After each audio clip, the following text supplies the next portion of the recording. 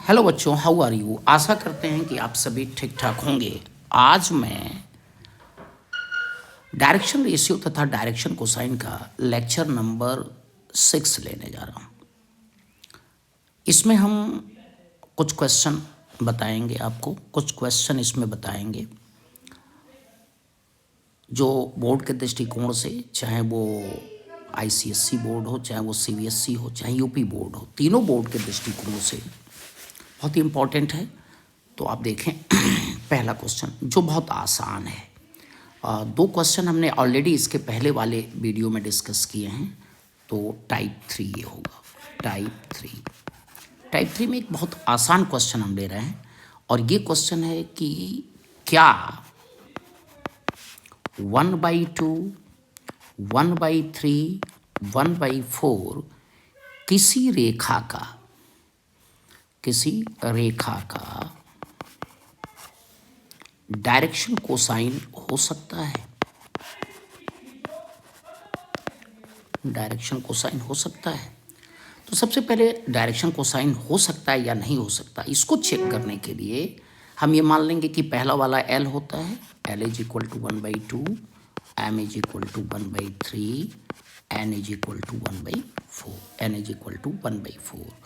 तो चूंकि L square plus M square plus N square is equal to 1/2 का square plus 1/3 का square and plus your 1/4 का square, that is 1/4 plus 1/9 and plus 1/16। अब अगर इन तीनों को जोड़ेंगे तो यह एक के बराबर नहीं होगा।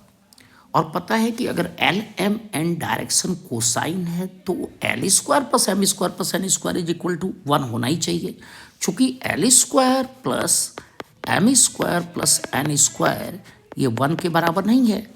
अतः यहाँ पर हम क्या निष्कर्ष निकालेंगे कि 1/2, 1/3 तथा 1/4 रेखा का डायरेक्शन कोसाइन नहीं हो सकता। यह हमारा टाइप 3 था। अब देखिए इसके बाद टाइप 4 पर चर्चा करते हैं।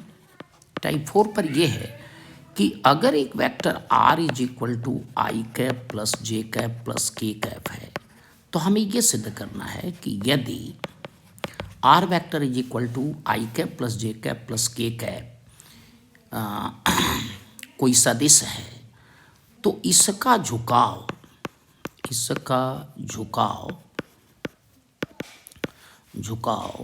निर्देशांशों के साथ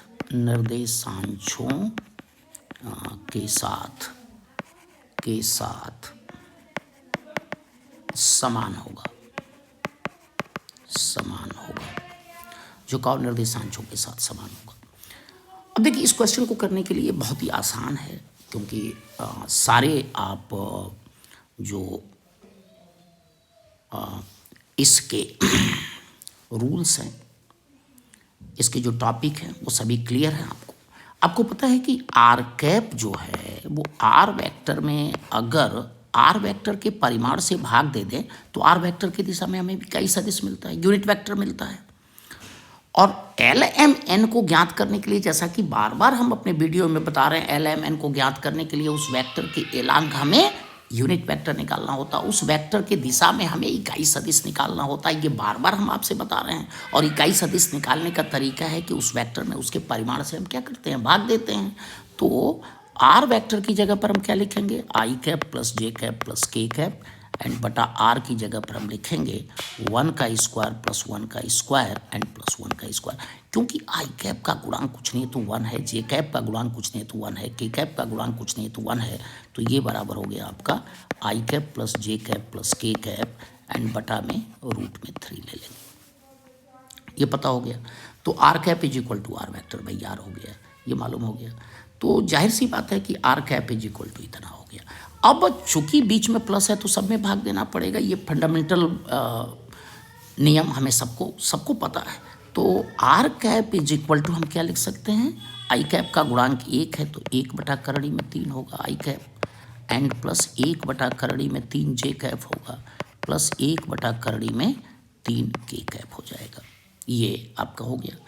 अब ये हमें मालूम है कि आर कैप बराबर कितना, L I cap plus M J cap and plus your N K cap से तुलना करने पर, तुलना करने पर, तुलना करने पर ये आ गया एल इज इक्वल टू कितना, tell me, L is equal to 1/√3, M is equal to 1/√3 और एन इज इक्वल टू 1/√3, ये आ गया। अब तुमको पता है कि अगर कोई वेक्टर मान लीजिए कि ओपी वेक्टर है, ठीक है ना, ये एक्स एक्सिस के साथ अल्फा एंगल, वाई एक्सिस के साथ बीटा एंगल और जेड एक्सिस के साथ ये गामा एंगल बना रहा है, तो कास अल्फा, कास बीटा, कास गामा को हम डायरेक्शन कोसाइन कहते हैं और इन्हें क्रमशः एल एम एन से व्यक्त करते हैं। तो बच्चों एल की जगह पर हम क्या लिख सकते हैं, cos alpha is equal to 1/√3, cos beta is equal to your 1/√3 and cos gamma is equal to 1/√3, जहाँ स्पष्ट है कि अल्फा उस वेक्टर का एक्स एक्सिस के साथ झुकाव है, बीटा उस वेक्टर का वाई एक्सिस के साथ झुकाव है एंड गामा उस वेक्टर का जेड एक्सिस के साथ झुकाव है। तो अल्फा इज इक्वल टू कितना हो जाएगा, cos inverse 1/√3, beta is equal to क्या हो जाएगा, cos inverse 1/√3 and gamma is equal to क्या हो जाएगा, कॉस इनवर्स 1/√3। ये हमको पता हो गया।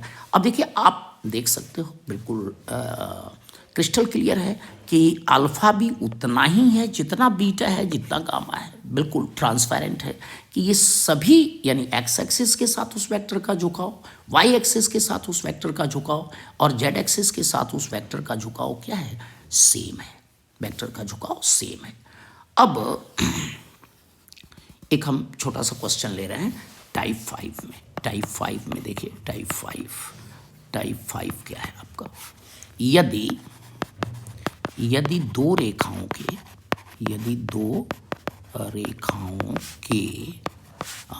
डायरेक्शन कोसाइन यानी आपका दिक् कोज्या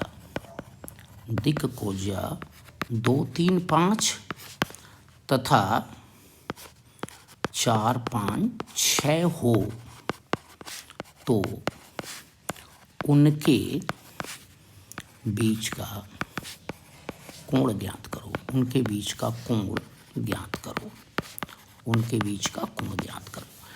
अब तुम्हें सबसे पहले ये बताया जाए कि अगर देखिए ये ऑलरेडी कॉन्सेप्ट आपको पहले से पता है कि ये एक्स एक्सिस है, वाई एक्सिस है, ये जेड एक्सिस है, ये कोई मान लीजिए कि आपका सदिश है और ये एक्स एक्सिस के साथ अल्फा कोण बना रहा है, ठीक है ना। ये एक सदिश है, ये दूसरा सदिश है और इनके बीच का कोण क्या है, थीटा है और इसका direction cosine L1 M1 N1 है और इसका direction cosine L2 M2 N2 है। तो cos theta is equal to होता है L1 L2 plus M1 M2 and plus your what N1 N2, ये cos theta is equal to होता है।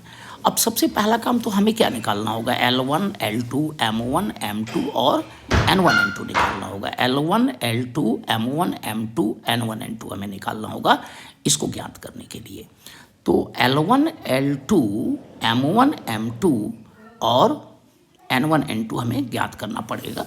ये अगर ये निकालना हो कि दो रेखाओं के दिक् कोज्या 2, 3, 5 तथा 4, 5, 6 हो, दिक् अनुपात दिक् कोज्या नॉट दिक् अनुपात 2, 3, 5 तथा 4, 5, 6 हो, दो रेखाओं के।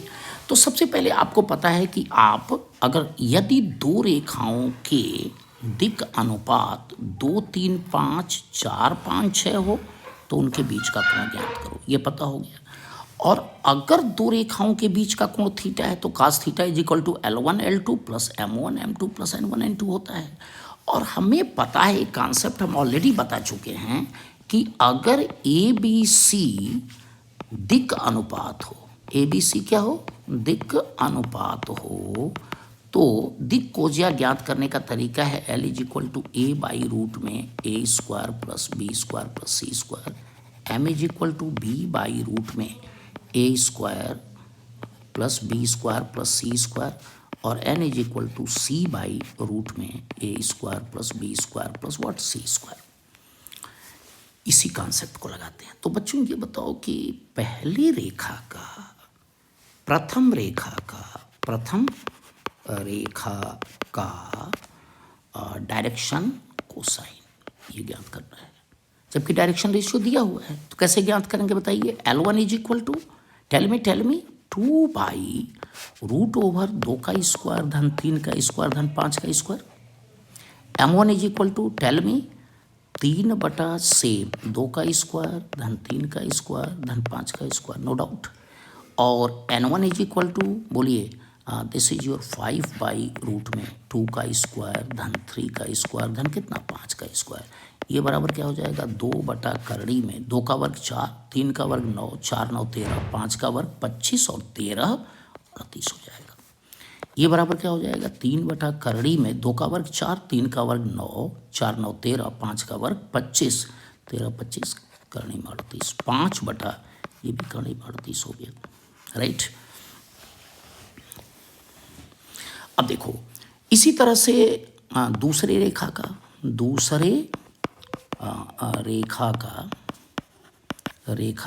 डायरेक्शन कोसाइन, दिक्क कोजिया डायरेक्शन कोसाइन अंग्रेजी है। ये बराबर क्या हो जाएगा बराबर इसमें अगर मान लीजिए कि इसका direction cosine L2 M2 N2 मान लें तो L2 इज इक्वल टू बोलो बालक 4 बटा करड़ी में कितना 4 का स्क्वायर धन 5 का स्क्वायर धन 6 का स्क्वायर बराबर 4 बटा करड़ी में 4 का वर्ग 16, 5 का वर्ग 25, तो 16 25 और 6 का वर्ग 36। तो इसको जोड़ते हैं 6 5 11 और 6 17 के साथ हासिल 1 2 2 4 3 7 77, ये 36 6 5 11 3 2 5 1 6 61 और 16 77, ठीक है root 77। Now M2 is equal to tell me M2 is equal to कितना देखो 4 5 6 है ना, तो ये क्या हो जाएगा 5 बटा सेम थिंग करड़ी में 77। और बताइए N2 इज इक्वल टू क्या हो जाएगा बोलिए N2 इज इक्वल टू 6 बटा करड़ी में कितने के 77 के। ये आ गया आपका। अब जरा देखो इसको अगर हम लिखते हैं तो कास थीटा बराबर क्या हो जाएगा कास थीटा बराबर L1 L2 धन M1 M2 धन N1 2। तो cos theta is equal to L1 क्या हो गया 2 बटा करड़ी में 38, L2 क्या हो जाएगा बताइए L2 हो जाएगा 4 बटा करड़ी में 77 धन M1 कितना हो जाएगा बोलिए 3 बटा करड़ी में 38 और M1 L1 L2 M1 M2 कितना हो जाएगा 5 बटा करड़ी में 77 और धन तुम्हारा N1 N2 तो 5 बटा करड़ी में 38 गुणे 6 बटा करड़ी में 77। तो देखिए अब आप देख रहे हैं कि तीनों का जो हर है, हर को अंग्रेजी में डिनोमिनेटर कहते हैं। तो cos theta is equal to अगर हर सेम है तो उसको लिख लें एज इट इज, जैसा है उसी तरीके से हम लिख दें कड़ी में 77, 4 दूनी 8, 3 5 15, 5 6 30, 5 6 30, 5 3 15 एंड 8। तो दिस इज इक्वल टू 30 15 5 8 13 3 हासिल मतलब कैरी 1 हो गया और 5 8 13 3 1 4 और 1 5, 30 15 45 8 53 और बटा रूट में 38 इंटू 77 हो गया। अब थीटा इज इक्वल टू क्या हो जाएगा theta is equal to your cos inverse 53 बटा रूट में 38 इंटू 77, इसको मल्टीप्लाई कर लेंगे तो ये इनके बीच का एंगल हो जाएगा। अब देखिए अगर दो रेखाओं का दिक् अनुपात हमें मालूम हो तो उनके बीच का कोण, दिक् अनुपात हमें मालूम है तो उसके बीच का कोण हम ऐसे ज्ञात करते हैं। ओके